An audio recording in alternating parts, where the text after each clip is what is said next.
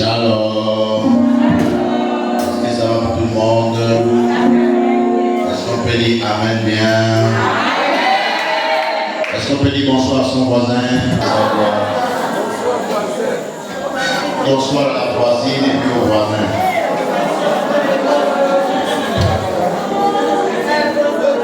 Est-ce qu'on peut dire Amen bien?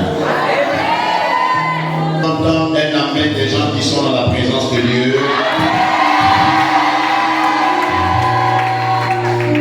Gloire à Dieu. Je voudrais qu'on se mette debout. Nous allons prendre 3 minutes de prière.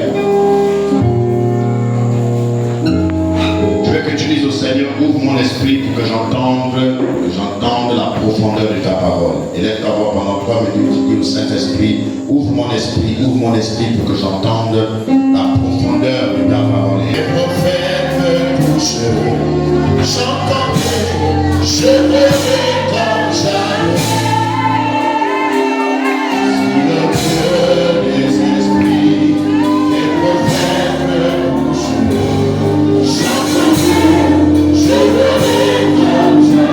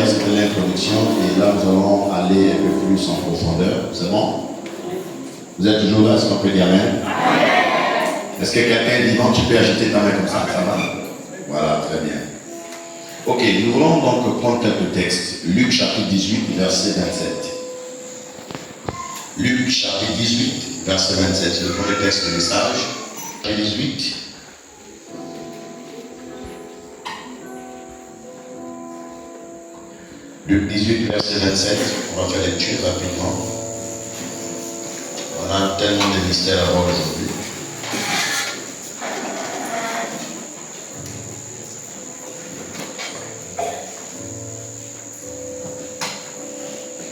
Donc je lisais Luc chapitre 18, verset combien? 27. Voilà, il est écrit pendant que la régie se retrouve. Jésus répondit, ce qui est impossible aux hommes est possible à Dieu. Est-ce qu'on peut dire Amen? Ça c'est Luc chapitre 18 verset 27. Mais je lis à partir du verset 26. Ce qu'il écoutait dire, et qui peut être sauvé?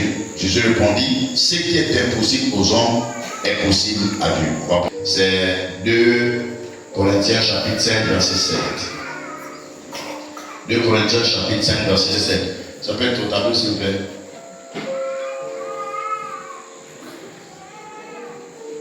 C'est bon. Quelqu'un à la page? Oui. Car nous marchons par la foi et non par la vue. Car nous marchons par la foi et non par la vue. Continue. Nous sommes pleins de confiance et nous aimons mieux quitter ce corps et demeurer auprès du Seigneur. J'ai dit quoi? 2 Corinthiens chapitre 5, verset 7, c'est ça? Revenons au verset 6 d'abord. Nous sommes pleins de confiance et nous savons qu'en demeurant dans ce corps, nous demeurons loin du Seigneur. Par la foi, merci monsieur, et non par la vue. Le troisième texte, Romains chapitre 10, verset 17, c'est celui-là que je voulais le camper. Romains chapitre 10, verset 17. Oui. Ainsi, la foi vient de ce qu'on entend. Ainsi, la foi vient de ce qu'on entend. Et ce qu'on entend vient de la parole. Et ce qu'on entend vient de la parole de Christ. Est-ce qu'on peut dire Amen? Amen. On a bien reçu. Que Dieu vous bénisse. Nous allons voir quelques clés pour accéder à toute possibilité. C'est-à-dire pour avoir accès à toute possibilité. C'est-à-dire afin que rien ne soit plus jamais impossible devant toi. Il y a des clés. C'est bon? Est-ce que c'est bon? On peut avancer? Jésus parle aux disciples et à la foule dans Luc chapitre 18. Il leur dit, il tient son discours et dans son discours, il y a une affaire un peu étrange à l'intérieur parce qu'en fait il parle du salut, il parle du péché, il parle de la génération qui est perdue et tout. Et les gars se posent la question, ils disent à Jésus, mais qui peut donc être sauvé? Et Jésus de leur répondre, ce qui est impossible aux hommes est possible à Dieu. Est-ce qu'on peut dire Amen? Amen. Et puis en 2 Corinthiens chapitre 5 verset 7, la Bible dit, nous ne marchons pas par la vue, mais nous marchons par. Est-ce qu'on peut dire Amen? Amen. Vous allez comprendre que c'est le mot foi qui est à l'intérieur.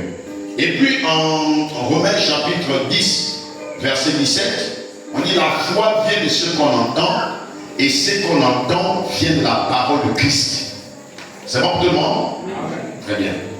Maintenant, il faut qu'on rentre dans la profondeur de l'expression foi. Le mot foi ici, c'est quoi?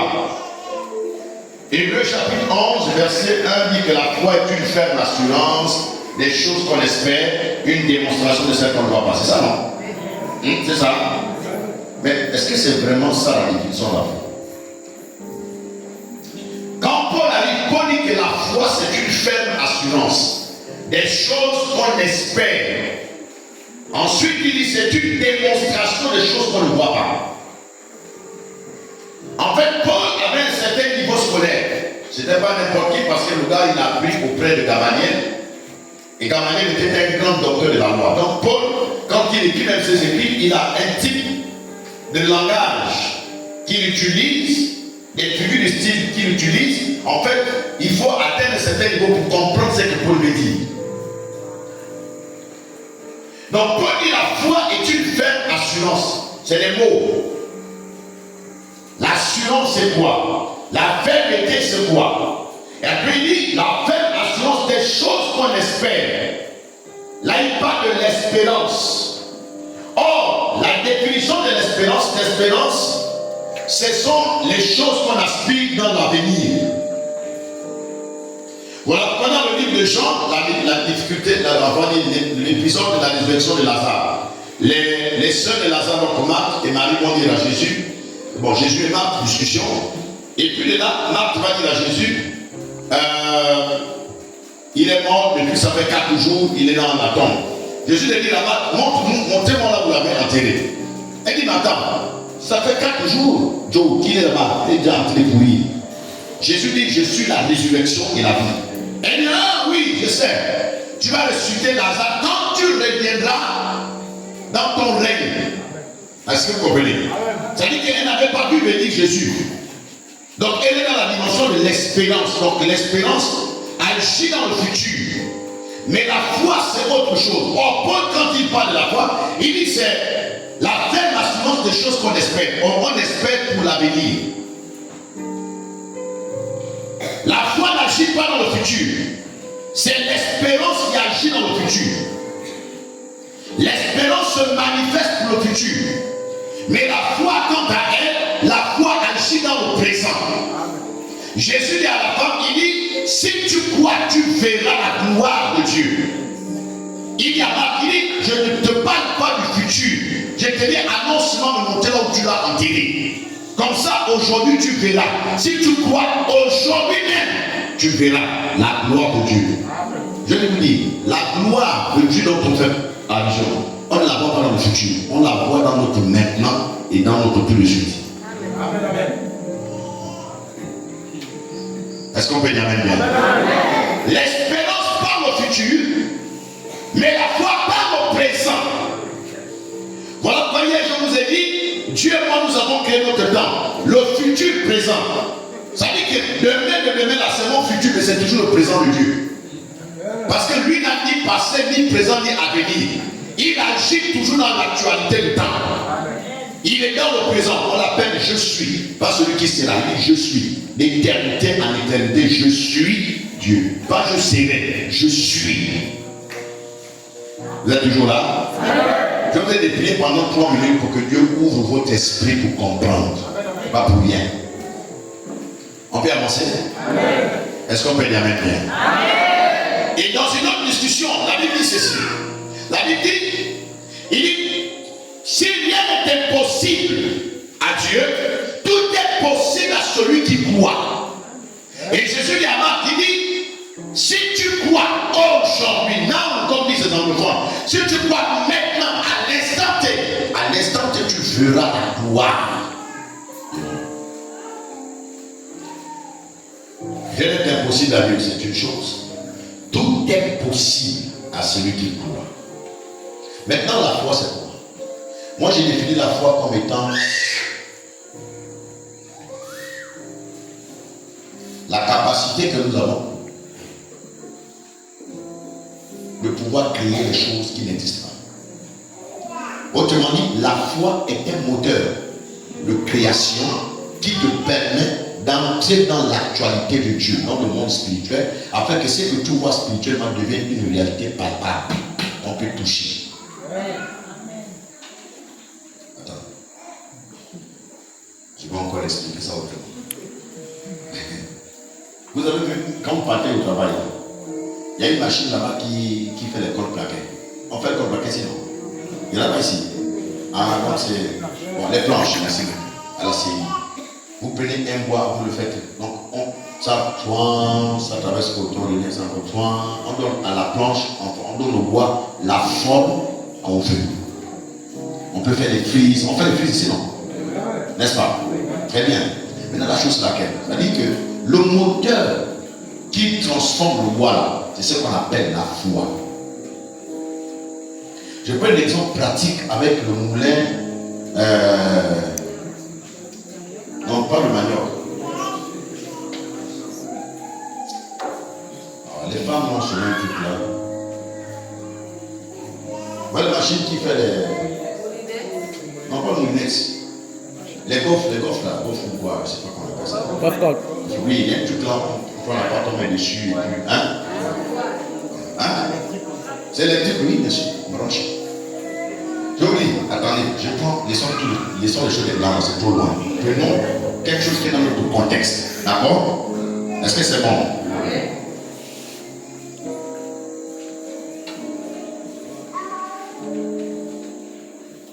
J'ai dit que la foi est un moteur de création. C'est-à-dire que sans la foi, vous ne pouvez pas rentrer dans la possibilité. Vous allez vivre toute votre vie dans les impossibilités. Tout est possible seulement pour ceux qui ont la foi. Mais la foi, c'est quoi? Quelqu'un définit la foi comme étant les rails sur lesquels descend la puissance de Dieu qu'on appelle le train. Vous avez les rails de là, évidemment, qui vont en mandat, qui vont en France et jusqu'à l'Église, n'est-ce pas? Les rails. Sans rails, on ne peut pas parler des trains. Vous êtes d'accord avec moi, non? Et le train ne peut se positionner que sur les rails. Il va se positionner sur la voie terrestre, on va parler de la route normale. Non, pas sur le goudron. Et quelqu'un dit que la foi, c'est ces rails-là qui permettent à la puissance de Dieu qu'on appelle le train de circuler pour arriver jusqu'à destination. Je vais expliquer ça encore autrement. La foi est le terrain qui permet à Dieu d'agir sur la terre vivante. C'est-à-dire que si, bon, attendez, je vais encore aller un peu plus loin. La foi, c'est le titre foncier de quelqu'un. C'est-à-dire que tu es aux États-Unis, tu as acheté une parcelle à Lascaux-Ville et tu as le titre foncier de cette parcelle-là.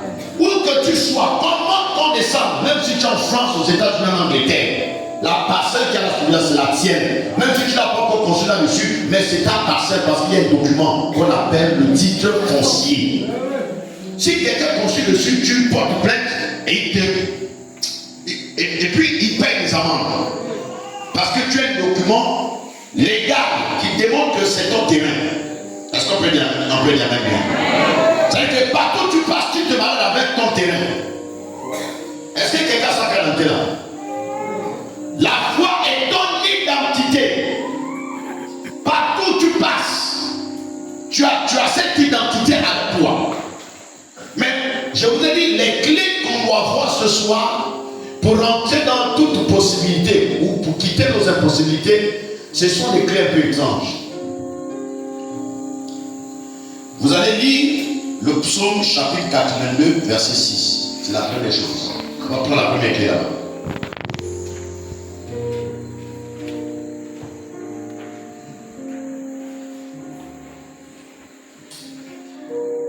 Psaume 82, verset 6. Il est écrit.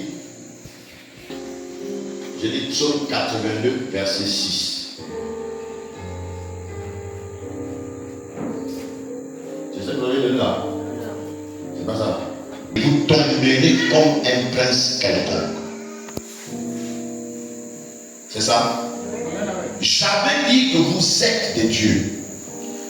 C'est à quel moment qu'un homme qui va quitter les hommes, qui vit dans les impossibilités pour entrer dans l'actualité de Dieu, pour vivre dans tout ce qui est possible. Puisque la Bible dit que tout est possible à Dieu. Tout est possible. Est-ce qu'on peut dire bien? Tout est possible à qui? À Dieu. C'est ça, non? Maintenant, si tout est possible à Dieu, la Bible dit, j'avais dit, vous êtes Dieu. Vous êtes tous des fils du Très-Haut. C'est pas moi qui parle. Peut-être c'est la Bible du frère. Est-ce que c'est écrit comme ça dans vos Bibles? La possible à Dieu, n'est-ce pas? C'est bon? Ça, c'est la nouvelle alliance qui dit que tout est possible à Dieu. Dans l'ancienne alliance, nous fait comprendre que toi et moi, nous sommes des dieux à part entière. Donc, si tout est possible à Dieu qui a créé le ciel et la terre, puisque c'est le même Dieu qui a dit que moi aussi je suis un Dieu, vous ne comprenez pas toujours ce que je veux dire. Je vais dire ça autrement. C'est bien. Si ton père est un roi, d'accord? Quand toi tu nais en tant que sujet ou en tant que prince. Hein? Allons-y doucement.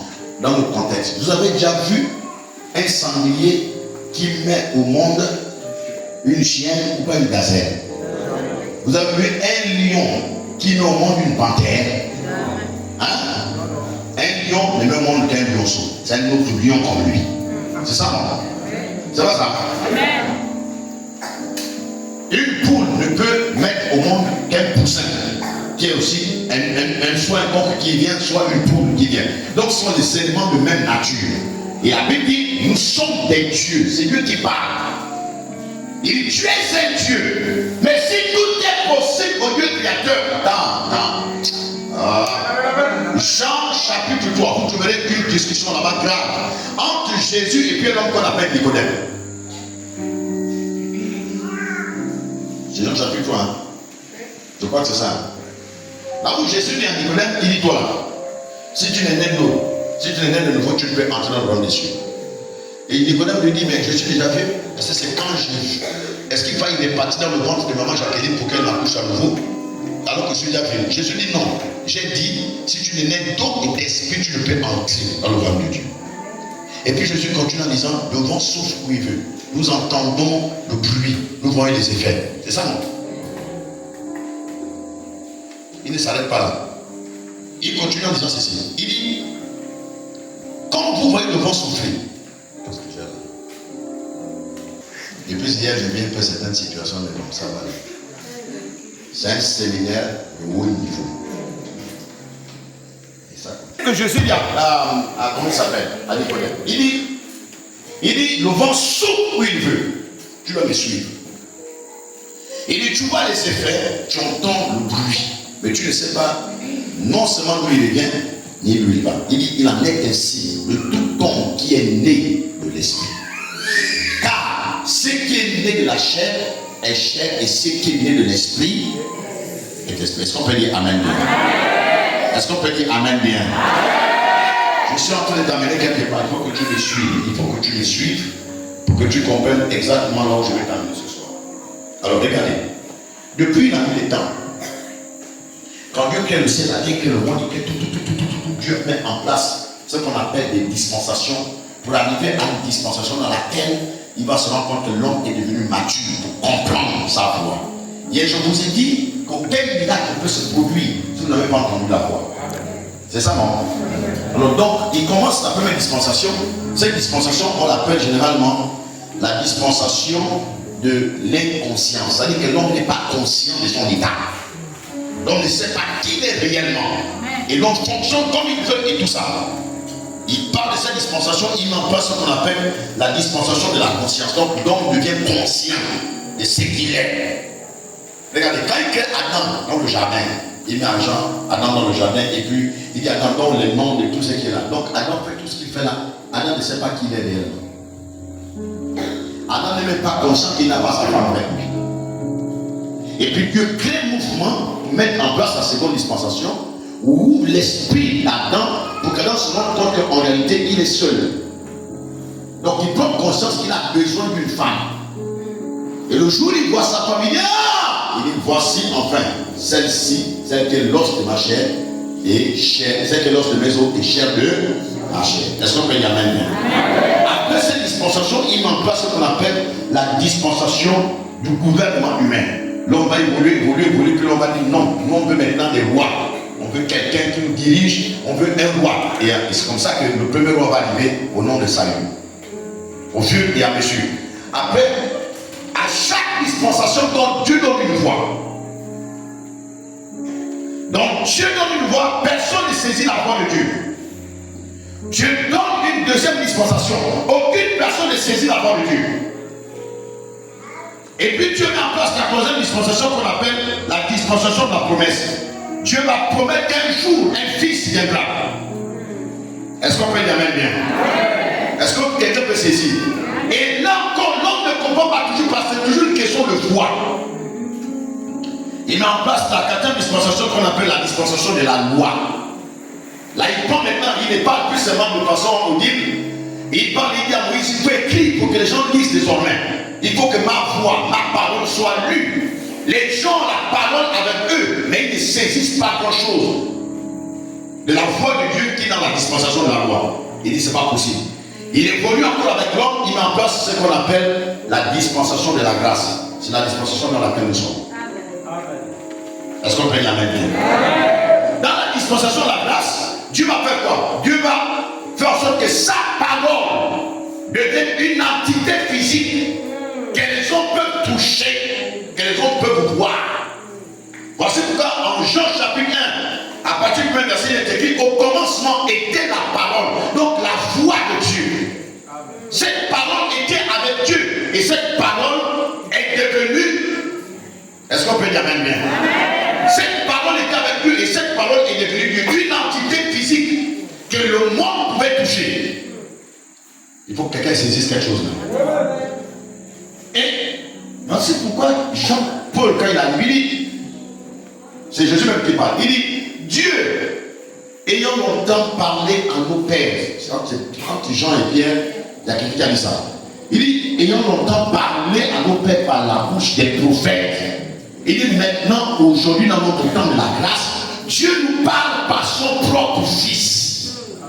Je vais te dire quelque chose. En fait, la révélation de la voix de Dieu, en fait, après il y a une dernière dispensation qu'on appelle la dispensation du jugement dernier et de l'établissement du royaume de Dieu. En fait, dans la grâce, Dieu n'est pas là. Quelqu'un va dire, mais c'est pas possible. On a beaucoup de prophètes dans l'église. Les gens prophétisent. Comment le pasteur peut dire que Dieu n'est pas là? Dieu n'est pas là.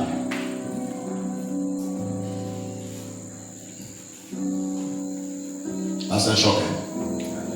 Eh bien, Dieu ne parle plus. Parce que nous sommes dans le temps de la grâce. Le temps de la grâce, Jésus dit, il est avantageux pour vous que je m'en aille. Parce que si je ne m'en vais pas, vous n'allez pas recevoir la promesse qui a été faite. Je veux dire qu'il y a une dispensation qu'on appelle la dispensation de la promesse.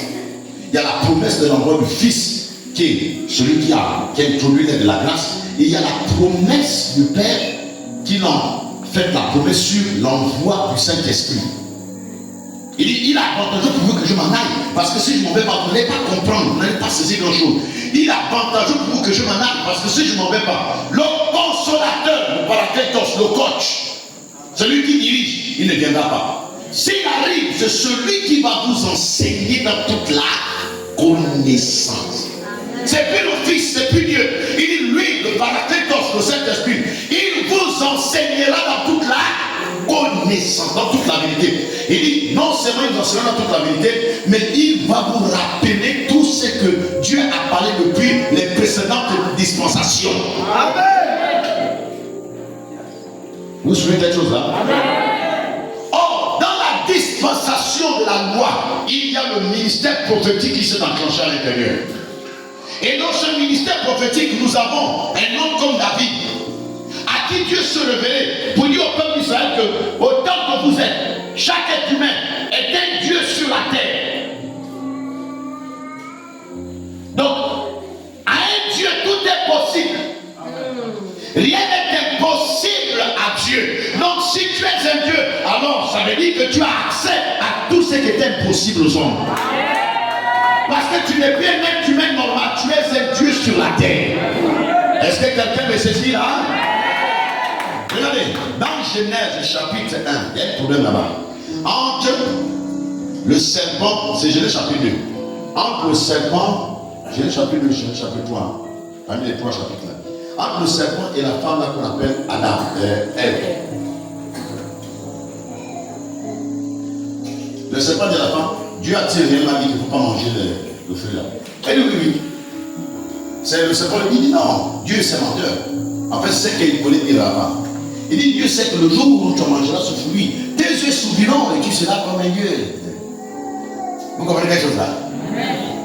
Non, c'est ce qu'il a écrit. Dieu, ça dit le serpent de la famille. Non, Dieu sait que le jour où tu en mangeras ce fruit, le jour où vous en mangerez, vos yeux vont s'ouvrir.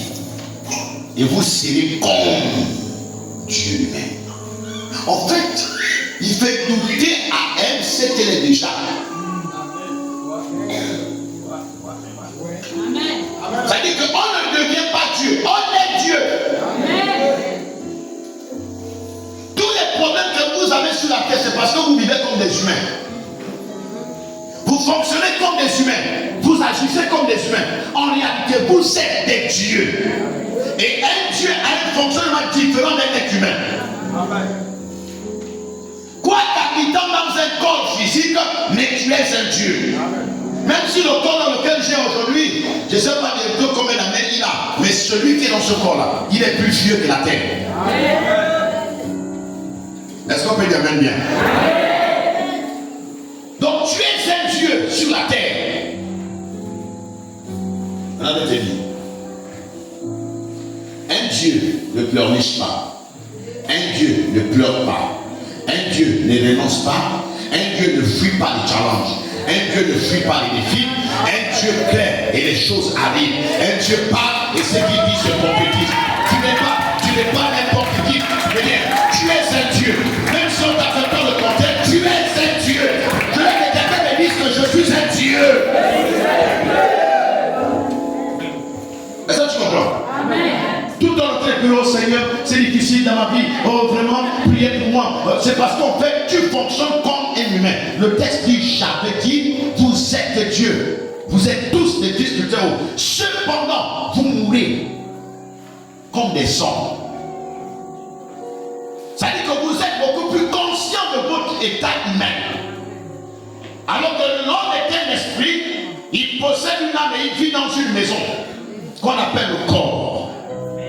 Et ce corps est un corps portatif. Voilà pourquoi, état portatif, voilà pourquoi dans les textes de Zacharie, la Bible dit, là, il dit pas à Zorobabel, il dit, la gloire de la seconde maison sera plus grande que la gloire de la première maison. La maison dont il fait allusion, ce n'est pas le temple physique. Est-ce qu'on peut dire même bien? Il est en train de dire prophétiquement que le premier temple que j'avais créé, c'est Adam. Il avait une certaine gloire. Et il a permis cette gloire. Mais la seconde maison qui arrive, c'est l'ère de la nouvelle alliance. Des hommes et des femmes qui sont nés de nouveau, qui ont rencontré Jésus dans leur vie comme Seigneur et Sauveur. C'est une classe d'individus que le monde n'avait jamais vu, que Satan n'a même pas imaginé ce instant voir. Il n'a pas imaginé un jour voir. C'est une classe des hommes et des femmes qui connaissent ce qu'on appelle la gloire de Dieu. Pas la gloire d'Adam, la gloire de Jésus-Christ. Là, on dit le premier Adam a échoué et le second Adam qui est venu dans la personne de Jésus-Christ a rétabli l'image du Père. Est-ce qu'on peut dire même bien? Vous êtes toujours là? Le jour où Satan se rend compte que le Messie Jésus meurt, en réalité il y a quelque chose qui m'échappe là qui finira par arriver. Il vient dire à Jésus, il dit Joe, tu n'es pas obligé de mourir. Hein? La nuit de la transfiguration, il dit à Jésus, la Bible dit, Jésus va commencer à dire Père, éloigne-moi cette coupe, j'ai compris.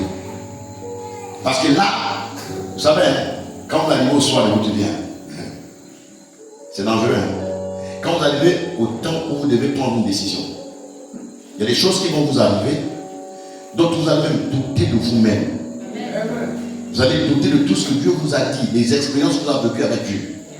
Voici un homme comme Jean-Baptiste, quand il arrive sur la terre, il prophétise et puis il baptise les gens. Le jour où il voit Jésus, il dit, oh, voici l'agneau de Dieu. Mais avant d'abord, il dit, je suis venu préparer la voie de quelqu'un.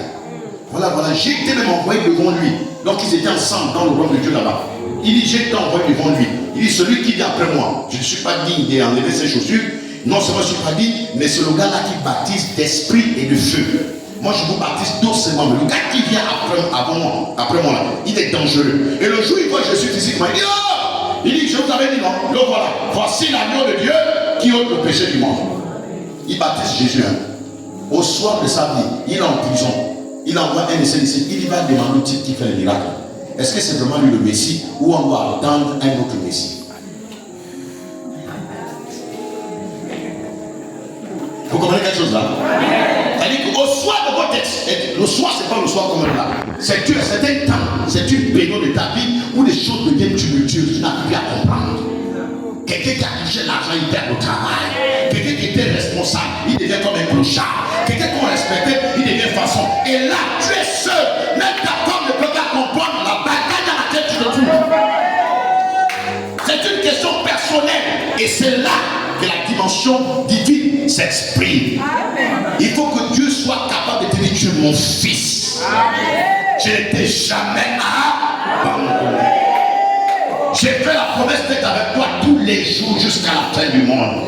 Même dans les temps d'épreuve, dans les temps difficiles, je suis avec toi. Même quand tu penses que je t'ai abandonné, je n'étais jamais abandonné. Même quand c'est le contraire de ce que tu voulais qu'il se réalise, ça ne veut pas dire que je n'étais pas là. J'étais toujours là. Ce que tu appelles mal, parfois moi j'appelle ça bon.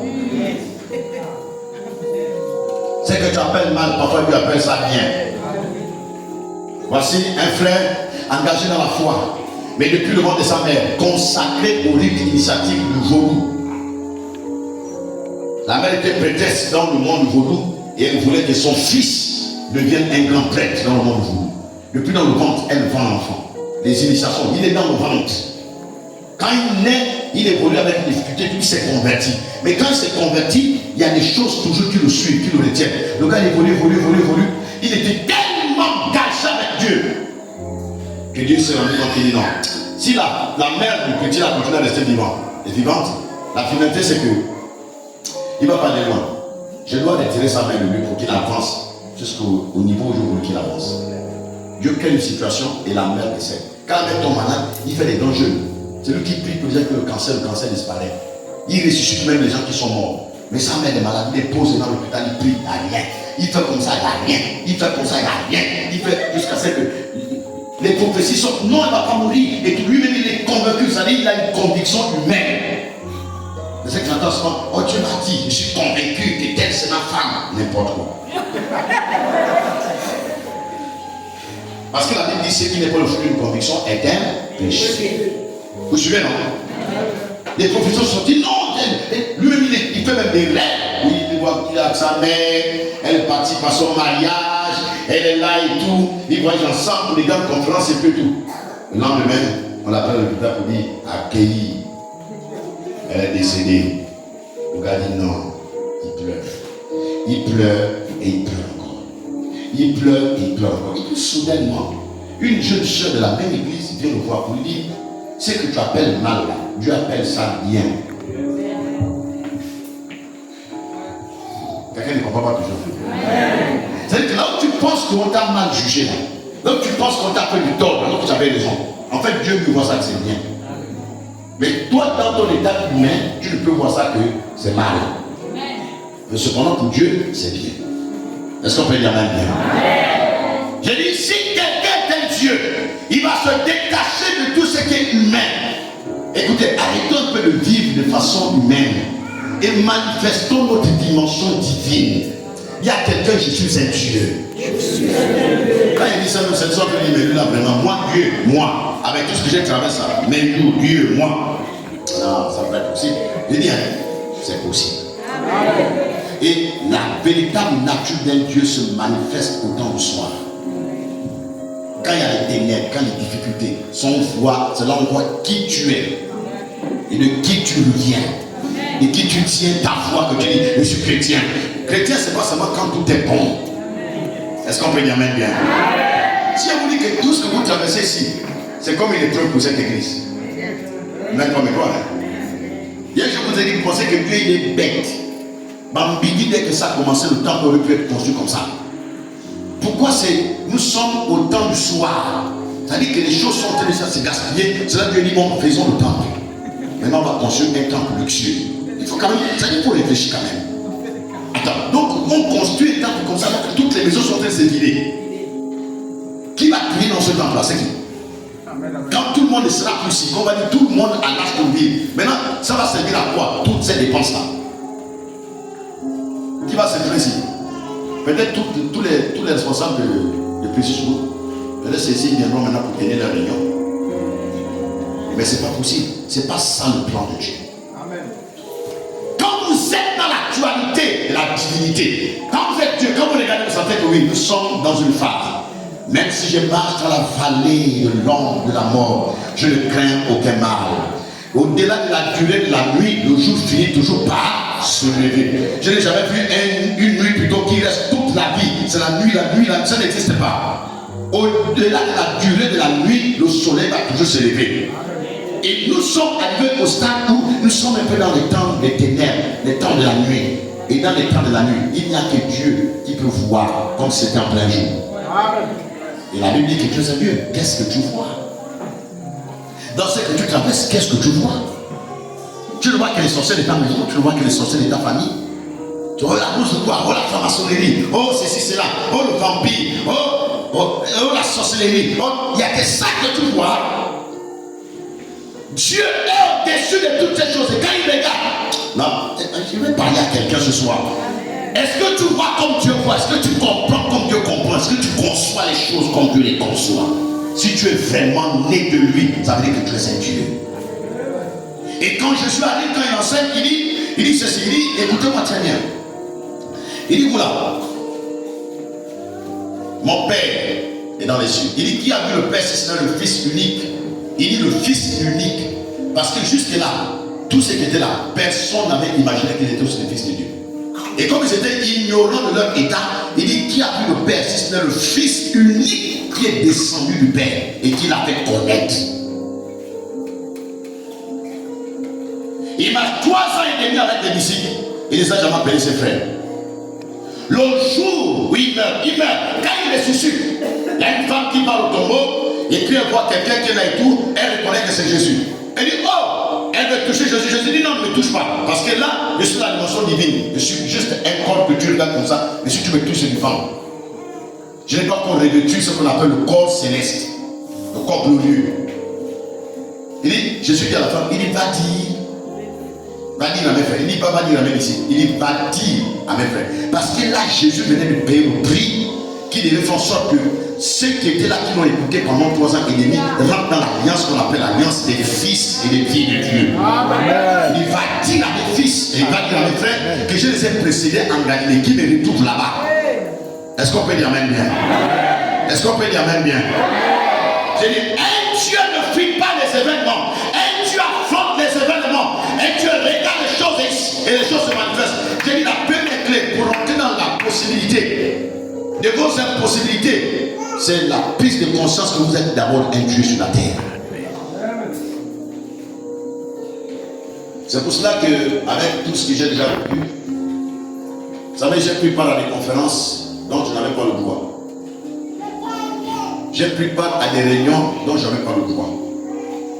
Je parle clairement. Ici, sur la terre des vivants, j'ai participé à des réunions de haut niveau. Même que mes pères spirituels n'ont pas pris part. Parce que je connais ma nature. Et puis dans le ciel, j'ai pris part à des rencontres célestes. Donc je n'avais même pas droit à la parole. J'étais là et j'ai vu des décisions qui étaient prises sur X, sur Y, sur tel état, sur tel état, sur tel état. Quand je vois l'église en train de parler, ils parlent comme ils parlent. Je vois les pasteurs qui parlent, qui prêchent, qui parlent du d'abord. Et puis je les observe et regarde. Actuellement, l'actualité est grave. Vous regardez l'Occident, vous voyez l'Europe.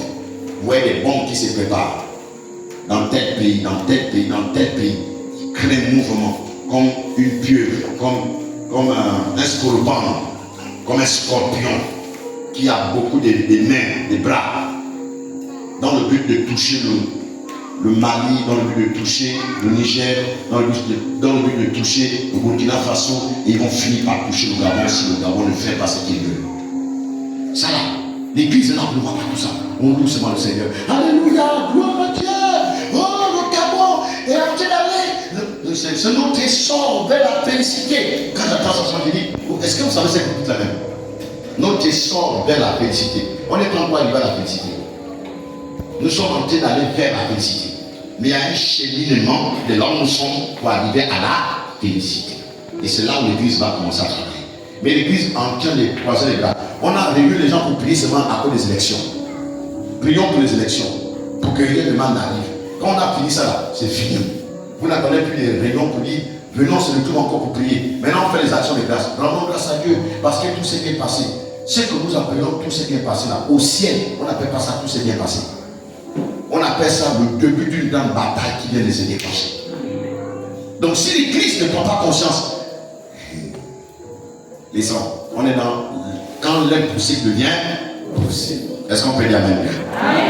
Vous êtes conscient que vous êtes Dieu. La deuxième chose, Ésaïe chapitre 44, verset 26. Merci au calme. Ésaïe.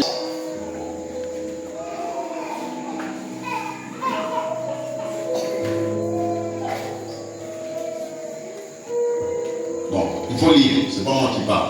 Ésaïe 44, verset 26. La Bible dit, je confirme le serviteur et j'accomplis ce que prédisent mes envoyés. Je dirai habiter des villes de Juda, elles seront rebâties et je relèverai leur ruine.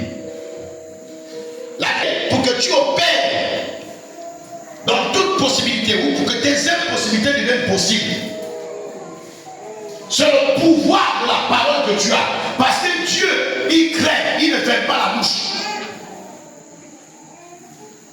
Un Dieu crée des situations.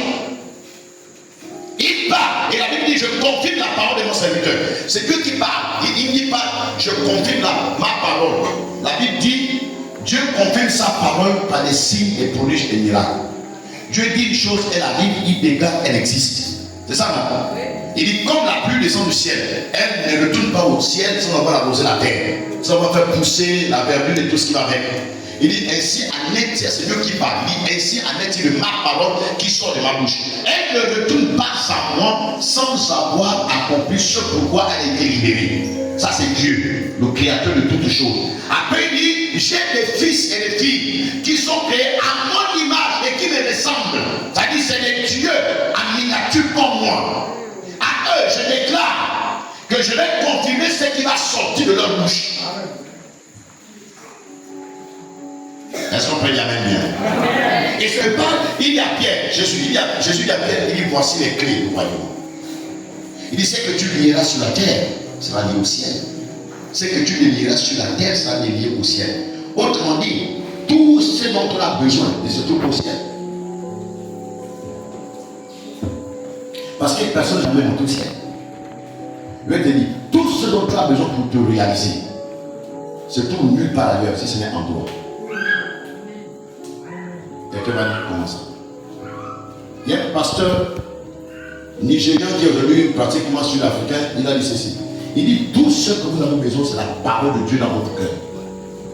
Donc si tu as accepté Jésus-Christ comme Seigneur et Sauveur personnel, c'est que tu as cette parole en toi. Donc tout ce dont tu as besoin pour te réaliser dans la vie se trouve en toi. Maintenant tout dépend de comment tu extériorises tout ce qui est en toi. La question c'est qu'est-ce que tu as? Est-ce qu'on peut dire même bien? Qu'est-ce que tu as reçu? Ici on dit je confirme la parole de mon serviteur. C'est Dieu qui parle. Maintenant la question que je te pose c'est qu'est-ce qui sort de ta bouche? Pose la question à ton frère. Au côté sort de ta bouche.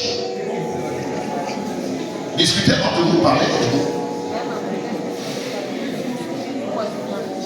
Discutez entre vous, posez-vous la question, qu'est-ce qui sort de ta bouche tous les jours?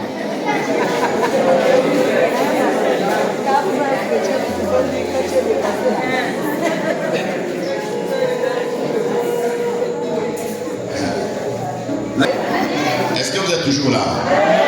Est-ce que vous êtes toujours là? Je veux bien un secret.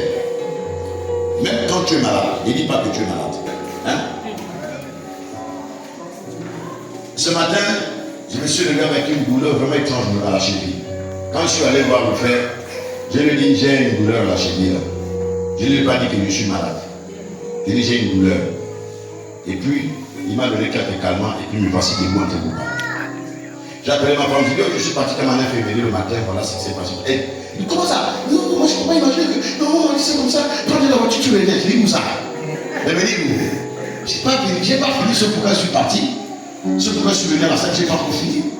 Et chez nous, tu ne peux pas entendre quelqu'un dire dans ma maison, et c'est pas là, même les enfants, strictement interdit de prononcer le mot je suis malade. Ça n'existe pas dans notre maison.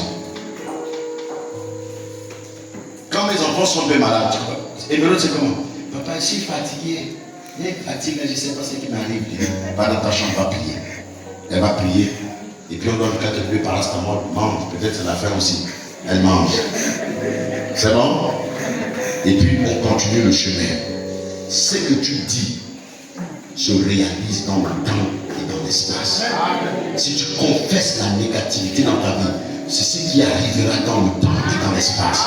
Si tu confesses toujours que je suis souffrant, je suis malade, puis tu te vois malade, alors tu devras aller dans une tombe, on va te pleurer. Si tu te vois en bonne santé, alors tu vivras des longs jours heureux sur la terre. Même si tu as mal au rein, même si le cou fait mal, même si parfois la tension se lève, tu dis ça, c'est un détail chez moi. Je suis en bonne santé. Est-ce qu'on peut dire bien? Parce que tu es conscient que ce qui sort de ta bouche, Dieu le confirme dans les moindres détails. Donc tout dépend de la façon dont tu diriges ta bouche. Et c'est pour ça que Jésus dit, il dit, par tes paroles, tu seras justifié, par tes paroles, tu seras condamné.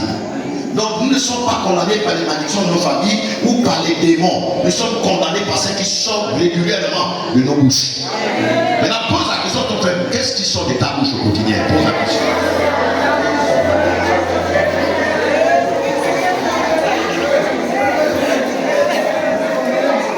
Est-ce que vous êtes toujours là? Est-ce que vous êtes toujours là? Je viens de regarder les paroles qui sortent de ta bouche au nom puissant de Jésus-Christ de Nazareth. À partir d'aujourd'hui, il faut que tu aies des paroles de gloire, des paroles de paix, des paroles de justice, des paroles qui font plaisir aux anges, qui font plaisir à l'atmosphère angélique, qui font plaisir à Dieu Dieu au ciel, les paroles qui attirent toutes les bonnes choses à toi. Je déclare que ce soit ton partage au nom puissant de Jésus-Christ de Nazareth. Est-ce que tu comprends quelque chose? Donc quand tu parles, ne dis pas je suis n'importe quoi, je suis un enfant non désiré. Avant hier, j'ai reçu un ancien de mon église qui est venu avec sa femme. Oh non, on est venu là pour que tu pries pour l'enfant là.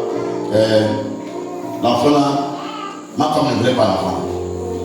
Et puis, à l'époque, elle avait eu les médicaments et tout pour que l'enfant puisse sortir, mais il n'est pas sorti.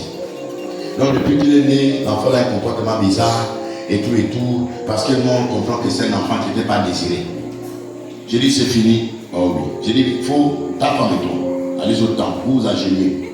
Vous restez là-bas, j'ai choisi le temps, peut-être une heure de temps pour je au sol. Il a demandé pardon à Dieu parce qu'il ne sait pas quoi faire pour devenir ancien.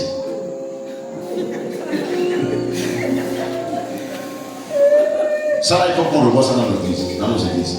Le choix des responsables de l'église. Un responsable de l'église est un homme mature. C'est quelqu'un qui a atteint un certain niveau avec Dieu.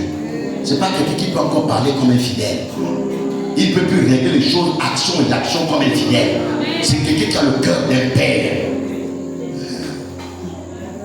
Pour que Dieu nous aide. Il dit au pasteur, j'ai dit non frère, tu ne peux pas te lever. Après que j'ai déjà enseigné sur ça, le pouvoir de la parole. Et tu te lèves quand même pour dire, parce que l'enfant est un enfant indésiré. Est-ce que tu sais que tu veux le crier dans l'atmosphère spirituelle? Il va te repentir et va briser cette parole. Je n'ai pas de prières à faire avec vous. Partez, j'ai pris le petit. J'ai dit Joe, tu n'es pas un accident biologique.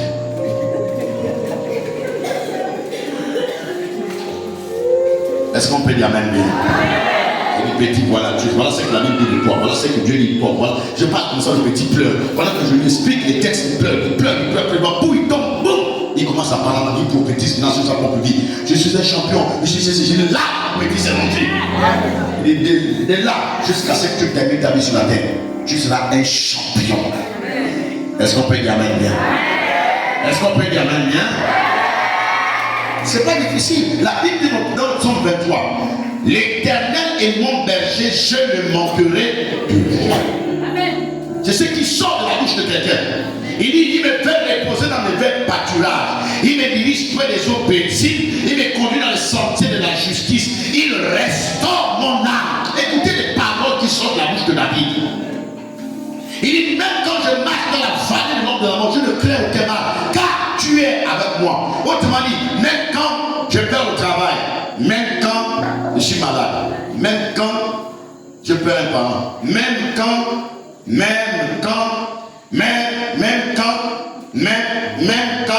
ouais non, tous les temps là.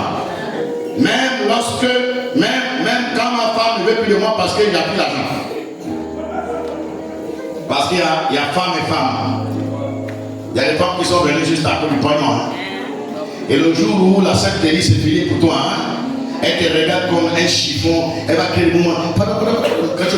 Il y a quoi? Tu étais où? Ça te regarde. Parce que là, il n'y a plus le pognon. Même quand c'est comme ça, la Bible dit,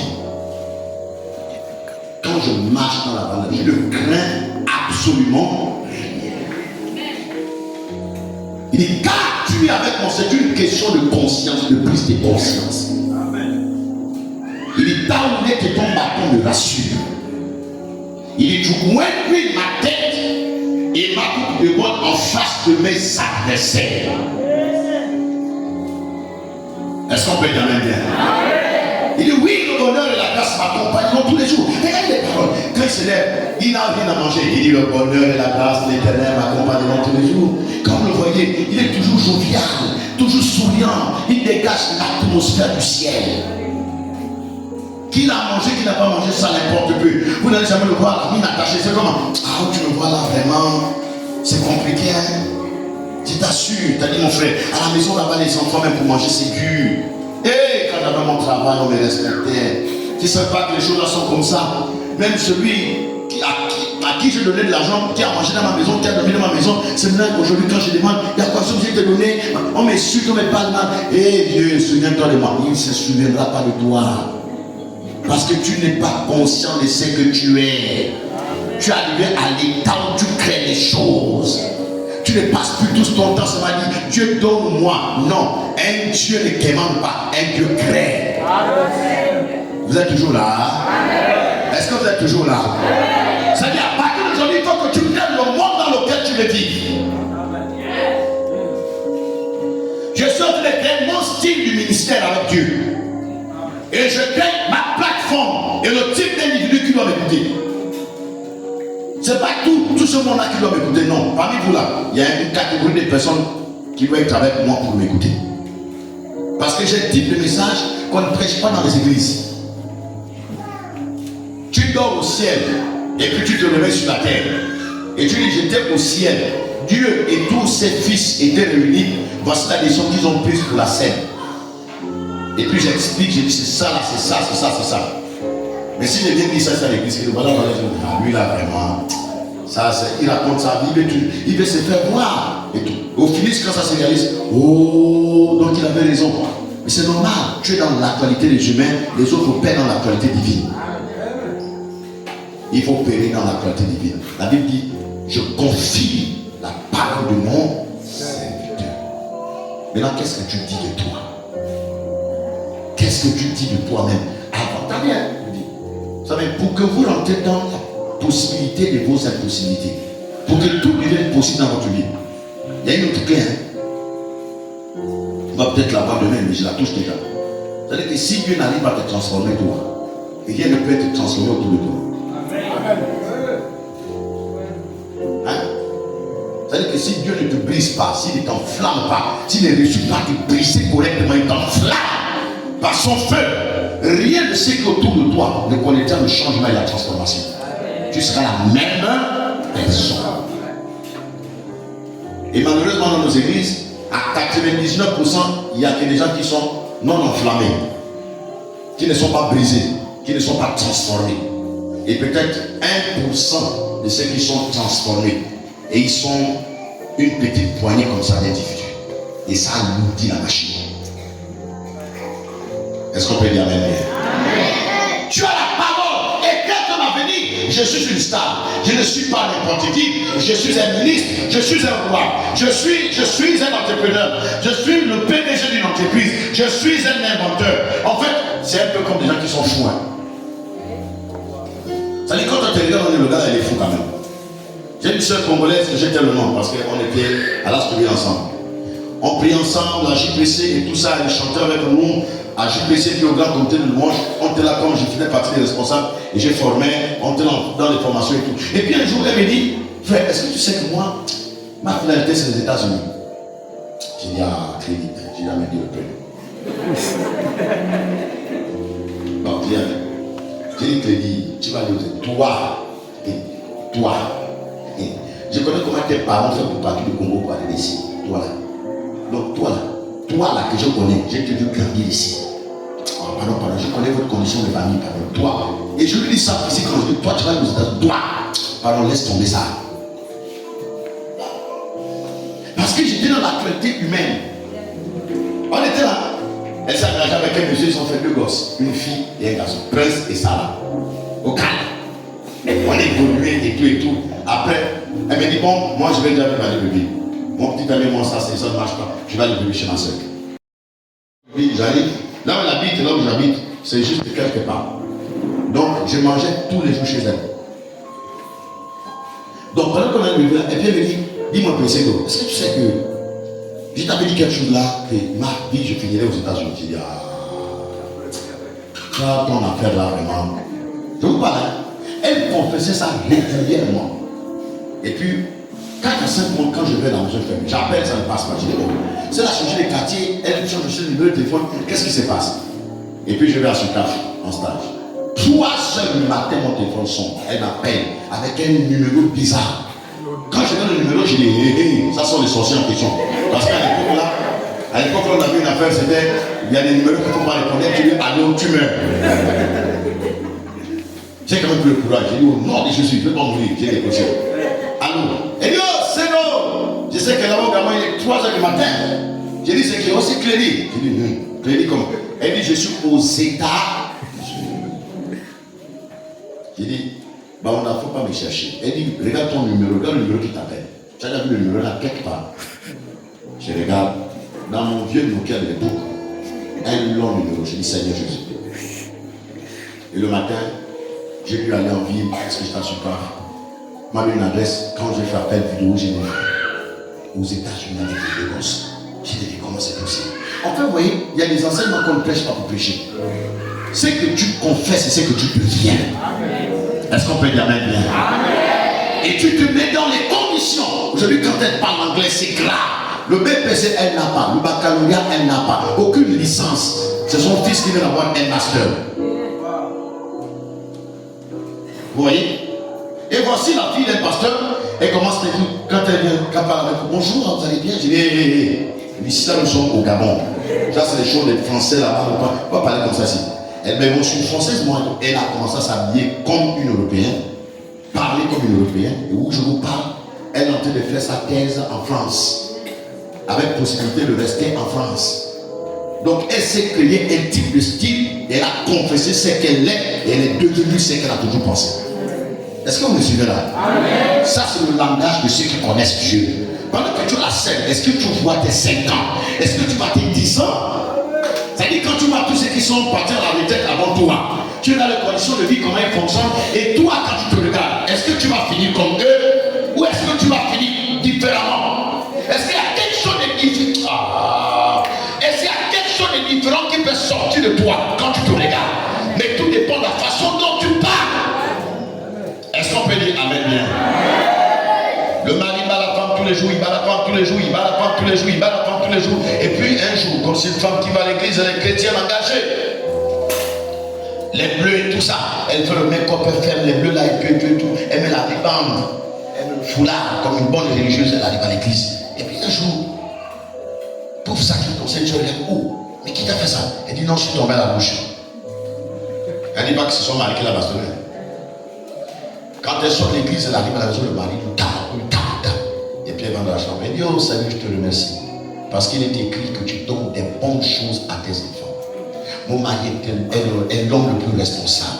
C'est un homme de paix, un homme de joie, il est protecteur, il est aimant, il est romantique. C'est quelqu'un de bien. Elle vient de subir la Bastille. Donc quand elle prie comme ça, le mari est assis au salon, mais il entend qu'on n'a pas pris. Et ça l'énerve encore. Il ouvre la porte, il regarde la femme, il dit, j'ai bien dit que vos étés dans cette de ma boule. Avec tout ce que je te fais subir et tu lui poursuis quelqu'un de bien.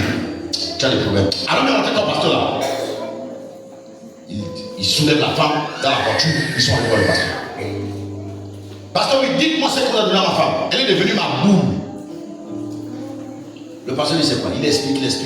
Voilà la conversion de quelqu'un. Quand il d'expliquer, dès que le pasteur répond la parole, pam. Le gars sur ses genoux, il pleure, il demande pardon à la femme. Il accepte Jésus là. Aujourd'hui, c'est un pasteur. Parce que la femme a dit, c'est l'homme le plus heureux, c'est l'homme le plus protecteur, l'homme le plus aimant, le plus responsable. C'est un homme bien. Elle ne l'a pas jugé sur la base de ses fautes et ses manquements. Elle a fait quelque chose de bon en lui. J'ai dit, quand tu te regardes là, moi, alors parlons pas avec tes problèmes s'il te plaît. On a un frère qui a été nommé. Et puis, il ne savait pas, on l'appelle. Il dit, mes félicitations. Il dit quoi? Il dit, mais je viens de voir le journal, tu as été nommé.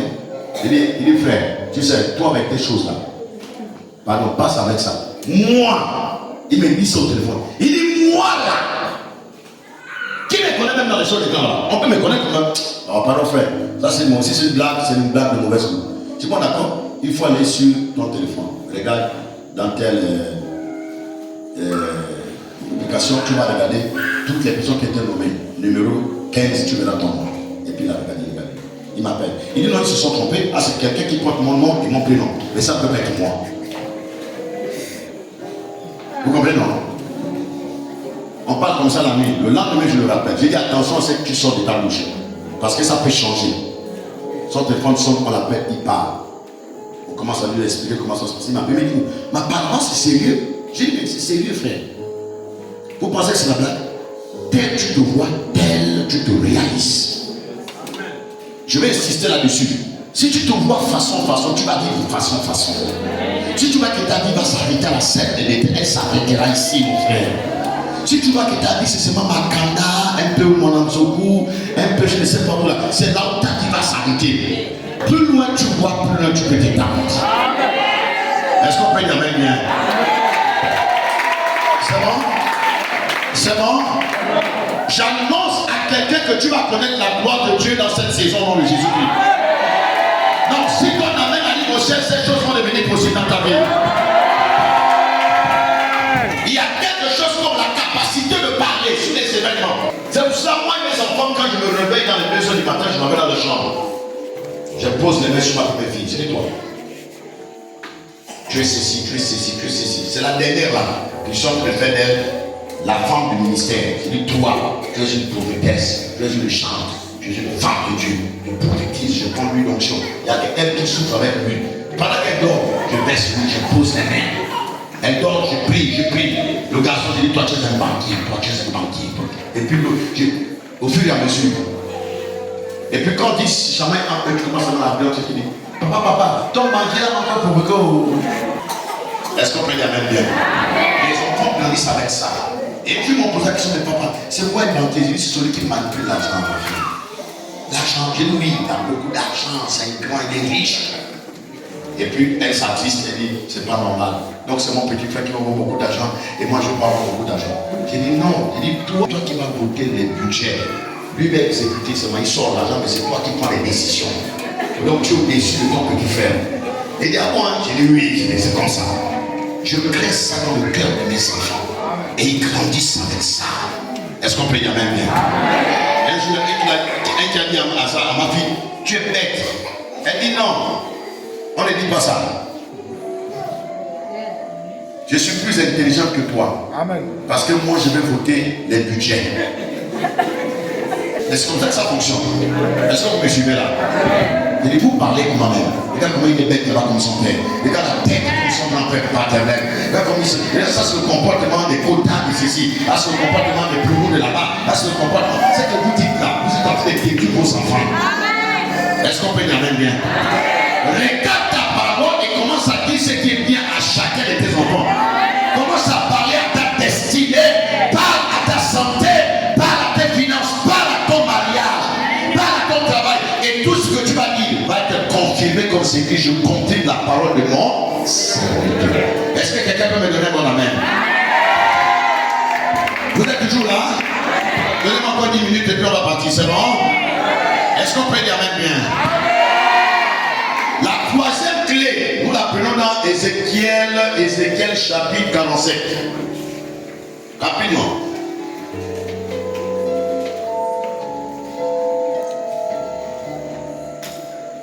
J'ai souvent dit, partout où je passe, ne dormez pas de 20h jusqu'à 6h du matin. C'est un déchet de grâce. Il y a des choses qui se passent. Il y a des créations qu'on ne fait qu'à partir de la nuit. Hein?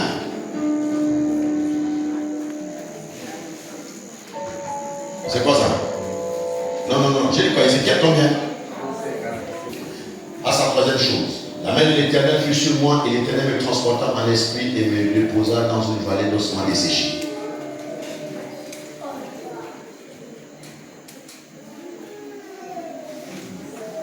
Il me fit passer auprès d'eux tout autour. Nombreux à la surface de. Et voici, ils étaient fort nombreux à la surface de la vallée et ils étaient complètement secs. Continue. Il me dit, fils de l'homme, ces eaux pourront-ils revivre? Je répondis, Seigneur éternel, tu le sais. Laisse d'abord, reste là. Il me dit, fils de l'homme, ces eaux pourront-ils revivre? Ça dit, c'est des gens qui sont morts. Je prends un exemple. Quelqu'un qui est décédé, il s'est décomposé. Et puis il reste le squelette. Après la tête qui part, ça s'enroule un côté.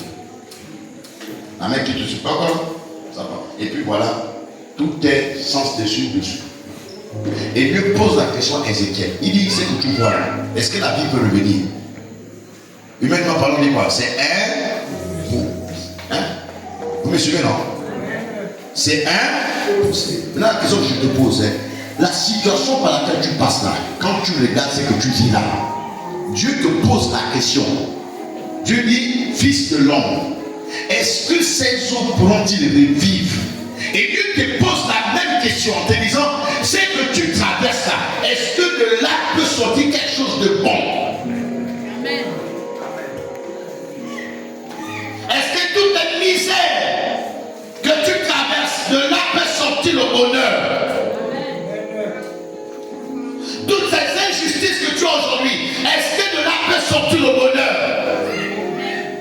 Dieu te regarde, il te dit, regarde tes enfants qui font la prostitution, qui sont bandits, qui sont devenus des bandados, des voyous. Et Dieu te dit, quand tu les regardes, est-ce que de peuvent sortir des ministres d'État, des responsables? Il me dit, fils de l'homme, ces eaux pourront-ils revivre? Je répondis, Seigneur éternel, tu le sais. Continue. Il me dit, prophétise, c'est la troisième chose. Il y a ce qu'on appelle la déclaration, il y a ce qu'on appelle la déclaration prophétique. Le fait de prophétiser sur ta propre vie. J'ai dit des choses qui fonctionnent. Vous savez, à un moment donné, j'ai senti qu'il y avait des conférences. Quand je t'arrive de vie, j'ai dit non, il faut que je crée des conférences. J'ai une prière là que je fais souvent, c'est prière pour être connecté avec les grands hommes en haut lieu. Ça, c'est un type de prière que je fais. Quand j'ai fait la prière là, pour la première fois, j'ai fait la connaissance des gens que je n'avais jamais rencontrés dans ma vie. Mais pas les moindres. Des ministres, des sénateurs, des cadres. Et puis j'ai un autre type de prière que je fais pour avoir des conférences. Je prie dans le secret, je parle. J'ai dit, tel là, j'ai entendu parler de lui, je n'ai jamais été dans son église. Au nom de Jésus, je déclare une connexion entre lui et moi. Il faut qu'on se croise, il faut qu'il entende parler de moi. Et puis il faut qu'il organise une conférence et puis il m'invite parmi les orateurs. Quand j'ai pris comme ça, ma femme me dit, mon mari, il ne faut pas tout être dans un zèle bizarre parce qu'il y a ta façon de faire. J'ai dit, attends, tu verras. 2 jours plus tard, le téléphone sonne. Allô, je dis oui. C'est le pasteur tel? Je dis oui. C'est l'homme de Dieu tel? Je veux le parler. J'ai dit, ma femme, viens écouter. Et il me parle. Il dit, bon, j'ai regardé tes vidéos, j'ai des témoignages de toi. Mais je vois que tu es un homme, tu seras une bénédiction pour nous si tu viens à telle conférence. Et j'y vais. Mais c'est des choses que je crée dans le secret. Est-ce que vous me suivez là? Je vous donne un secret. Je vous pose une question. Vous avez déjà vu l'église catholique qui fait l'évangélisation? Je vous laisse moi poser la question non? Depuis que vous êtes là, depuis que vous êtes en Christ, vous avez déjà vu un prêtre catholique qui fait campagne d'évangélisation au stade? Vous avez déjà vu dans vos maisons un jour des chrétiens catholiques qui vont maison par maison pour faire l'évangélisation? Pour partager les prospectus, les flyers et tout ce qu'on fait. Vous avez déjà vu ça? Mais maintenant je vous pose la question, est-ce que vous avez déjà vu une église catholique qui a seulement 3 fidèles un dimanche?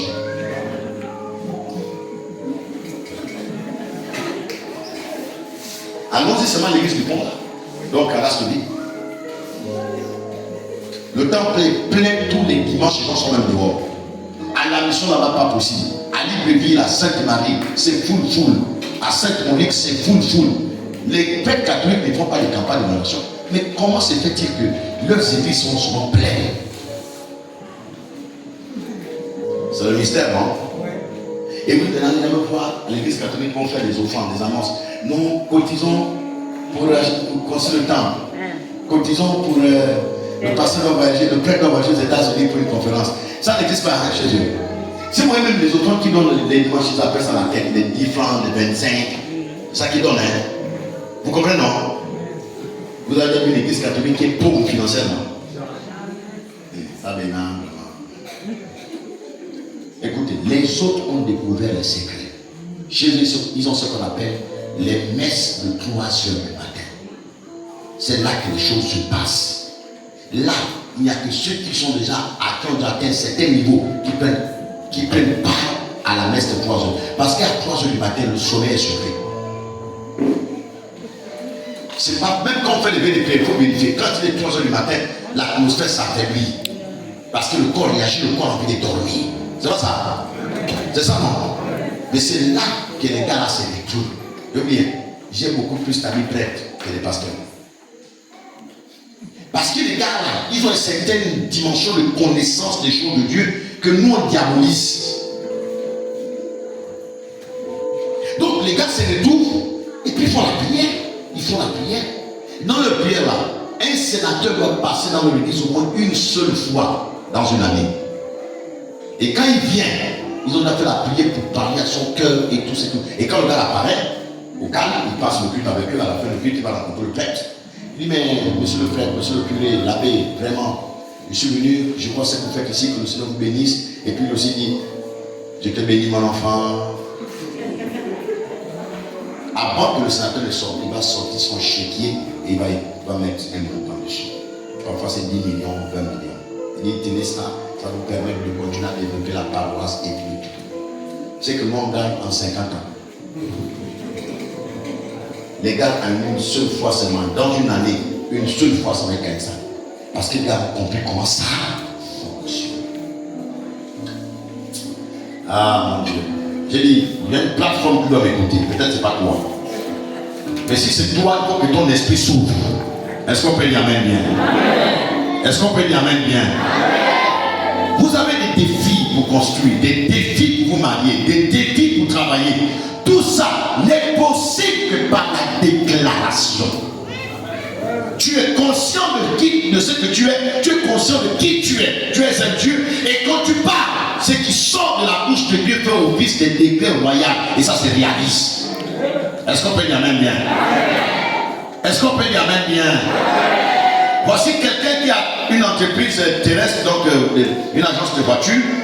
Il a 4 taxis, ça fonctionne, après ça tombe malade, il ne peut pas payer, les voitures commencent à tomber en panne et tout ça, c'est compliqué. Et puis son fils revient de Londres, il arrive, il regarde le père. Le père est ancien d'église, le fils est un chrétien engagé, il n'a aucune responsabilité. Et puis le père c'est normal, il dit mais les voitures, je ne comprends plus. Le fils dit non papa, est-ce que tu as déjà parlé aux voitures? Le père dit parler aux voitures comment? Il dit attends, je vais te montrer. Il prend l'huile d'onction, il badigeonne sur chaque capot et puis il dit voilà. À partir d'aujourd'hui, vous allez rouler encore et encore, encore et encore, et faire ce que le monde désire, au nom de Jésus. Il parle aux voitures. Est-ce que la voiture entend? La voiture a des oreilles pour entendre quelqu'un. Et quand les taximans viennent prendre la voiture, les chauffeurs viennent prendre la voiture, ils commencent à conduire la voiture et c'est parti. Comment c'est possible qu'un homme puisse parler à un élément inanimé, un élément qui ne respire pas? Et puis cet élément puisse écouter, non, c'est pas possible. Est-ce qu'on peut dire amen bien? Comment quelqu'un il a son speed comme ça dans la maison, pendant qu'il est en train de travailler dans la maison avec il regarde la télé avec les enfants, au lieu que l'eau coule de derrière, l'eau commence à couler dans la maison. Il se lève, il dit au speed, il dit quand on monte à Kény, on a mis un circuit. Ton nom là, ça doit aller dehors là-bas, pas dans la maison. À partir d'aujourd'hui, tu renvoies ton nom dehors là-bas. Et puis les enfants disent, maman, viens, regarde papa, ça commence comme ça. Oh. Papa t'es devenu fou. Et jusqu'à ce qu'ils ont quitté cette maison, le split là, l'eau passait par dehors. Il n'a jamais fait venir quelqu'un pour réparer le split. Le split l'a écouté. Comment les éléments naturels, les éléments inanimés peuvent écouter quelqu'un qui est loin? C'est-à-dire quand tu es loin, tu es un Dieu. Et là tu attires vers toi tout ce dont tu as besoin. Et ces choses viennent à toi. Attire à toi le succès, tu le verras venir. Attire à toi le bonheur, tu le verras venir. Attire à toi la paix, et tu la verras venir. Est-ce qu'on peut dire amen bien? Est-ce qu'on peut dire amen bien? Il y a des gens qui ont des bouches liées. Je viens délier ta bouche pour qu'à partir de maintenant tu parles sur ta destinée. Est-ce qu'on peut dire amen bien? Je déclare que de ta bouche ne sortent que les paroles de paix, des paroles prophétiques. Oh mon Dieu, j'ai découvert une vérité dans la Bible, c'est nous sommes assis avec Christ dans les lieux célestes. Et quand je prie, quand je vois une petite situation, je dis non, je suis assis avec Christ dans les lieux célestes. Je suis le seul être sur la terre qui en même temps sur la terre, en même temps au ciel. Donc je suis au-dessus de toi. Dieu te piétine, je marche sur toi. Est-ce qu'on peut dire amen bien? Quand tu as cette révélation, ta façon de faire change. Et tout devient possible. Il y a quelqu'un, c'est possible pour toi, c'est possible. Dis ça. Il y a quelqu'un d'autre, c'est déjà possible, c'est déjà possible. Ce que tu penses là, c'est déjà possible. Dis, c'est déjà possible. Il y a quelqu'un, ce que tu entends là, ce que tu attendais depuis là, c'est déjà là, c'est possible, c'est là. Est-ce qu'on peut dire amen bien? Je suis en train de vous parler prophétiquement, vous devez saisir ce que je dis. Ce que tu désires là, c'est déjà possible. C'est déjà possible. C'est déjà possible. Eh bien, c'est déjà possible. T'attends. Hein? Et là, quand j'arrive, tu es là-bas. Elle reste en contact avec ici. D'accord.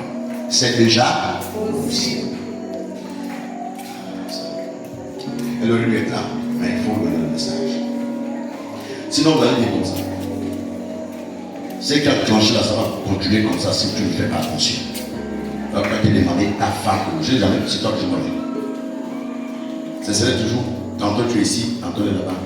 Tantôt tu viens là, et puis tantôt tu pars là-bas. Mais pendant que je parle, vous êtes une force que vous ne pouvez pas imaginer dans votre maison familiale.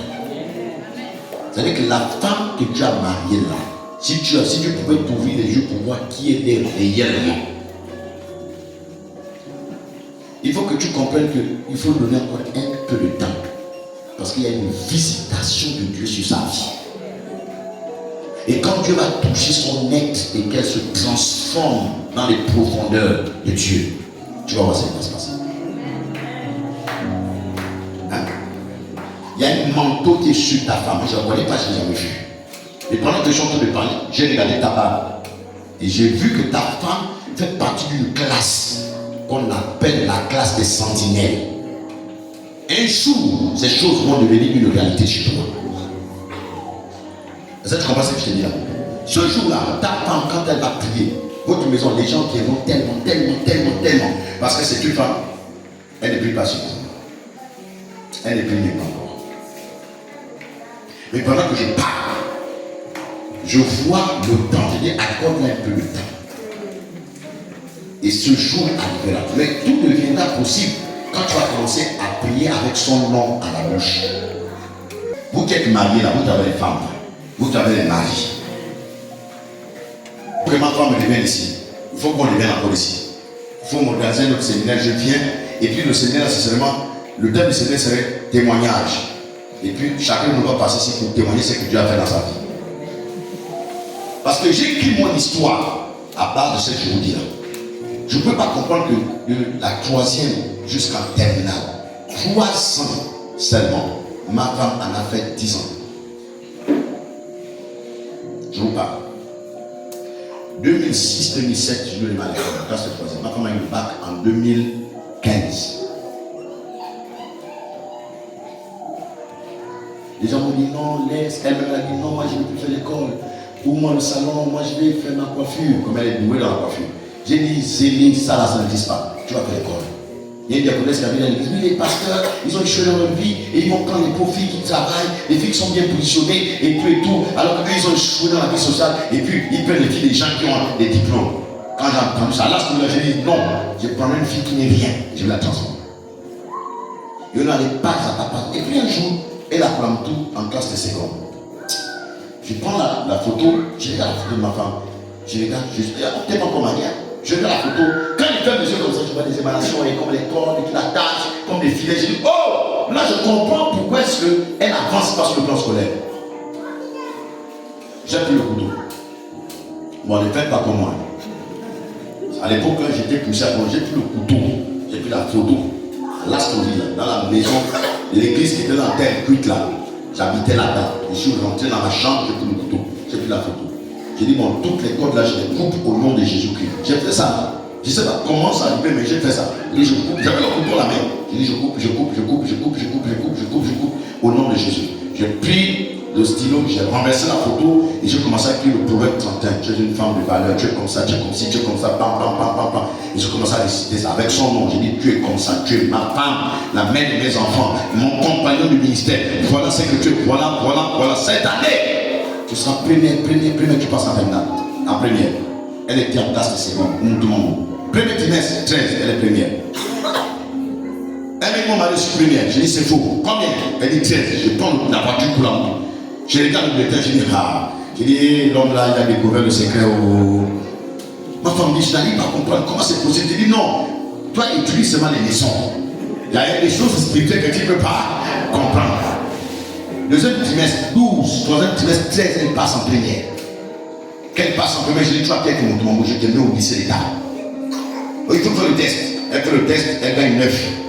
J'ai dit au professeur, prends ma femme, c'est ma femme. Il dit, vous n'êtes pas comme elle, il dit, c'est ma femme pour la prendre en lycée. Premier trimestre 10, deuxième trimestre 11. C'est là où on fait le probatoire à partir de la première. Elle m'a dit, on va l'argent pour faire le BPC. J'ai dit, mais tu veux pas faire 3 examens en même temps? Le BPC, le passage, tu as su d'abord le bac 1 et puis tu vas aller, le passage en terminale, non, c'est trop. Elle dit, on va l'argent, j'ai envoyé l'argent. Elle a fait le BPC, elle a gagné en première. Le BPC qu'elle cherche depuis combien d'années? Elle fait le bac 1, elle échoue, elle passe quand même en terminale. Qu'elle arrive en terminale, je suis dans la dimension prophétique. Et puis je dis à ma femme, bon là on était même ensemble. On était dans la même maison au CFTV. Allez, lui. Ma femme va conclure. Avant le début du bac, elle fait un rêve. Elle me dit, j'ai rêvé que j'ai fait le bac là, j'étais chez le conseiller de classe et puis j'ai été à domicile. J'ai dit, wow, moi aussi j'ai rêvé. Mais je n'avais pas rêvé en fait. Authentique. J'ai déjà rêvé que tu faisais le bac là, tu étais chez toi au quartier et puis tu allais tout le temps à l'examen. Elle dit, mais tu sais que c'est moi. J'ai dit, mais tu faisais comment pendant l'année scolaire? Quand il y avait les devoirs, est-ce que j'allais dormir chez les conseillers de classe? Tu partais de chez toi pour l'école et tu feras la même chose. Et j'ai donné le rectif, j'ai dit, tu fais comme ça, tu fais comme ça, tu fais comme ça. J'ai dormi, j'ai dit, Seigneur, pardonne-moi mon Dieu. Je fais un rêve où je suis en classe avec la tenue du lycée d'État, Jean Stanislas Nicolet. Et c'était l'épreuve de philosophie. Tout le questionnaire était là. J'ai vu tout, je dis, quand je me réveille, tout était encore dans mon esprit, j'ai pris le stylo. J'ai le copier, j'appelle ma famille de jeunes matin. Je dis, hé, réveille-toi. J'ai dit, demain c'est quelle épreuve? Elle dit, la philosophie. J'ai dit, j'ai étudié au collège. J'ai dit, c'est pas ça qui va venir. Elle dit, comment? J'ai dit, étudie ça. Elle dit, tu sais comment? J'ai dit, j'ai le caveau. Est-ce qu'on peut dire amen bien? Elle étudie, comme je l'ai dit, et c'est grâce à la philosophie, parce qu'elle a fait une forme manuelle 14. C'est un miracle. Elle n'a pas terminé l'épreuve de mathématiques, de français et de l'histoire jaune. Bac A1, mais elle a eu le bac d'office. C'est-à-dire, il y a des choses concrètes. À partir de la parole, on ne négocie pas avec ça. Je vais te sortir d'ici, c'est-à-dire qu'on va prier tout de suite là. Ta façon de prier doit changer. C'est bien, Seigneur, de mon nom, c'est je déclare que je possède telle chose. Je marche avec puissance, j'accomplis des miracles et je vis une vie de faveur. J'ai la faveur d'en haut, j'ai la faveur d'en bas, et la faveur de tout autour. C'est encore quoi? Faveur d'en haut, faveur d'en bas. Quoi tu en as ce temps-là? Hein? C'est quoi encore? Maman un groupe. Je le sens le groupe. Faveur d'en haut, faveur d'en bas. Moi, c'est pas le groupe. Moi, c'est le quadruple, le quintuple, je ne sais pas comment on va dire. Mais je reçois la perfection de tout ce qui est perfection. Est-ce qu'on peut y aller bien? J'ai interdit la maladie de me localiser. Si la maladie localise ma maison, qu'elle change d'adresse. C'est-à-dire que tu te leves à 24 heures et tu pars, tu dis là, les sorciers, les maladies, les magiciens, tout ce qui est bizarre. Si vous me localisez, vous êtes obligé de changer d'adresse parce que je suis intouchable au nom de Jésus-Christ de Nazareth. Il faut que ça soit une réalité dans ta vie dans le nom de Jésus. Est-ce que tu comprends quelque chose là? Tu pars. Frère, à quel niveau avec le mariage? J'ai dit non, c'est bon. J'ai l'argent. J'ai dit non, j'ai mis ça dans mes appels, mon et puis un montant dans le compte bancaire. J'avais 0 francs, mais bien. Je vous parle. Vous savez, aujourd'hui, quand je me regarde, je dis Seigneur, peut-être qu'on attend une autre saison, mais nous sommes dans la bonne saison. Puis où nous sommes arrivés, il y a eu des choses qui se sont passées. Parfois, quand je m'arrête, je dis wow, il est formidable. Donc je connais un peu ce lieu, peut-être pas dans la totalité, mais j'ai une petite connaissance de ce lieu. Et avec ce niveau de vie que j'ai déjà de Dieu, je peux faire des grandes choses avec lui. Est-ce qu'on peut dire amen bien? On prend le train à la gare, mais l'argent est venu, c'est déjà, ça m'a déjà dépensé. J'arrive à l'âge qui vit, j'arrive à l'âge qui vit, on arrive au village, j'ai pas la même chose. Où est l'argent? Il dit, mais c'est vous qui avez cotisé. Moi, je n'ai pas l'argent. Et je n'avais absolument rien, j'avais que 500 000. Puis j'avais prévu pour louer ma salle, le CDI de compte. J'avais envoyé l'argent, j'avais loué ma salle. Et je suis là. Mon père, lui, il ne vient pas ce mariage parce que c'est la honte qu'on va lui vivre chez les gens. Et il n'est jamais venu. Il a envoyé ses petits frères et puis ses soeurs. C'est venu. On arrive à prendre. Jour J, nous sommes le jour J du mariage. Non, le jour J avant. Un jour avant le mariage. Magaya Simon me dit, bon petit, où est l'argent du mariage? Dans son bureau, à plan, sur le temps. Il dit, monsieur Tendant, vivez éternellement. L'argent est dans mes 4 plus Airtel Money. Il dit, mets ça dans le téléphone, on va vérifier.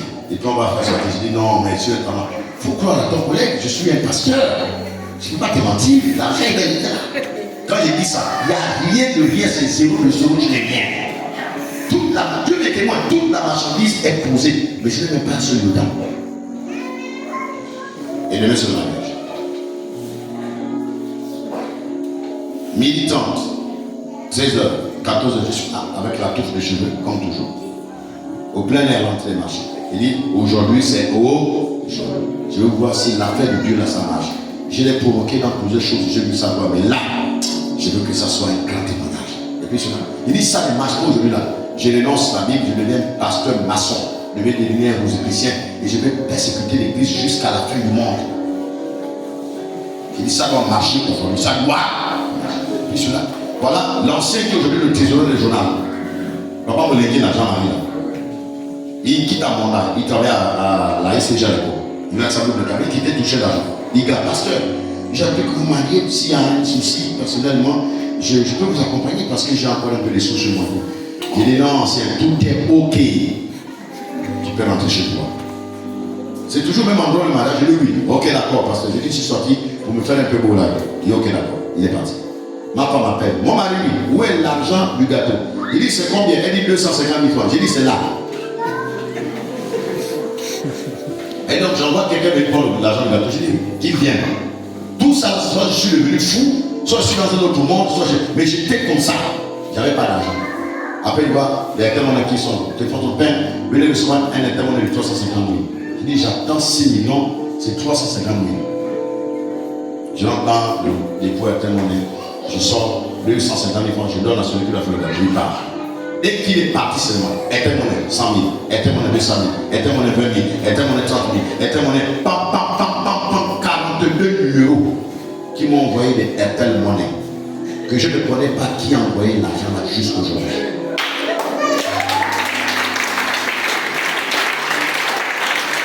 En réalité, si je retourne le papier là, parce qu'il est quelque part forcément, j'avais répertorié tous les numéros. Quand j'appelle, ce numéro n'est pas publié. Votre correspondant ne peut être joint. Les 42 numéros, il n'y a aucun numéro qui m'a répondu jusqu'aujourd'hui. Et qu'on fait les totaux des dépenses de mariage, nous sommes à 6 500 000. Mais 500 000 de la salle et les 6 millions qui me sont venus, je ne sais pas. C'est ce qui fait qu'à un moment donné, quand je parle à ma femme, elle me dit, mon mari, je ne veux plus jamais une de tes paroles. Ce n'est pas parce que je suis forcément le meilleur des maris ou l'homme de Dieu le plus charismatique, non. C'est un secret que j'ai découvert, que ce qui sort de ta bouche a un pouvoir. Et tu crois ce que tu dis, ces choses deviennent une réalité dans ta propre vie. Vois-toi être marié à la plus belle des femmes, au plus beau gars, à l'homme le plus responsable. Vois-toi être une femme d'affaires. Vois-toi, regarde-toi et dis, ma vie, c'est pas celle-là. Ça, c'était le passage. Je suis en train de passer vers, je suis en train d'arriver vers, je suis en train d'arriver quelque part. Donc, ce que vous voyez aujourd'hui, moquez-vous de moi, c'est rien. Mais quelque part, vous serez obligé de m'acclamer. Vous serez obligé de m'ovationner parce que je suis en train d'arriver quelque part. Quelqu'un me donne moi la main de Seigneur pour dans sa vie.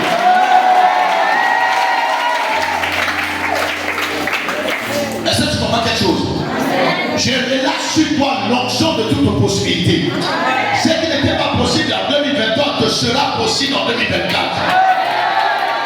Je suis en train de dire au nom puissant de Jésus-Christ de Nazareth, je relâche l'onction de toute possibilité. Je ne sais pas dans quel domaine, ne parle pas seulement de la maladie. Non, parle-moi aussi des actions, parle-moi aussi des projets, parle-moi aussi des idées pour que tu puisses t'étendre. Parle-moi aussi de l'académie, parle-moi aussi de la création des entreprises. Je relâche sur ta vie l'onction de toute possibilité au nom puissant de Jésus-Christ de Nazareth. Tu ne seras plus jamais la même personne. On t'acclamera dans tes méthodes, on chantera tes louanges, on t'acclamera au passage parce que tu n'es pas n'importe quelle femme, tu n'es pas n'importe quel homme. Reçois l'onction de toute possibilité au nom puissant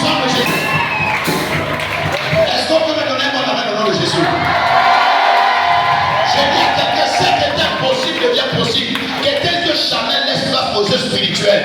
Ce qui était possible devient possible. Je veux quoi? C'est déjà possible. C'est déjà possible. C'est déjà possible. Je veux que tu dises avec moi, c'est déjà possible. Même si je vois le contraire, c'est déjà. Est-ce qu'on peut dire même bien? Même si la douleur est toujours là, mais tu es déjà guéri. Même s'il y a la pauvreté, mais tu es déjà riche. Même si c'est le contraire de ce que tu aspires, mais la solution est déjà trouvée. Alors si tu me donnes un bon amen, ces choses sont possibles dans ta vie. C'est déjà possible. Et Satan ne veuille pas, c'est déjà. Il ne veuille pas, c'est déjà. Je dis même que la sève et puis cette forêt ne veuille pas. Que l'Assouville avec toutes ses administrations ne veuille pas, c'est déjà. Et les sorciers de ta maison ne veuillent pas, c'est déjà. Tu n'as pas bien entendu, je dis c'est déjà. Et tes parents ne veuillent pas, c'est déjà. Et celui qui met ta l'été, il est déjà en l'état. Parce que c'est déjà. Si tu me donnes un bon amen, le ciel est ouvert. Je dis le ciel est ouvert. J'ai dit le ciel est ouvert.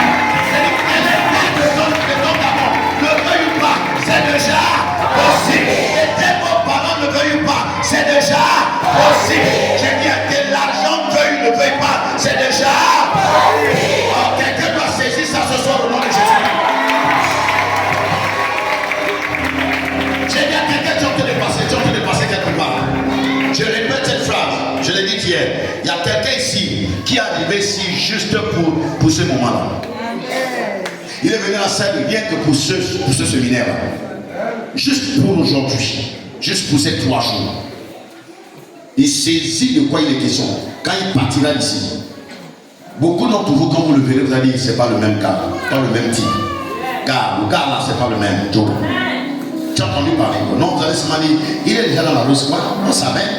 Il avait des dispositions d'être un chrétien.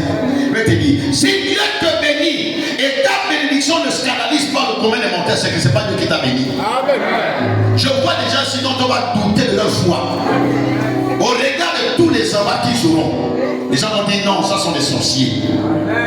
Je dis, quand tu accuses de sorcellerie ou pas, c'est déjà. Est-ce que tu comprends de quoi on parle? Même si la moto dit que tu ne pourras jamais enfanter, c'est déjà. Oh, quelqu'un doit me donner mon amen au nom de Jésus.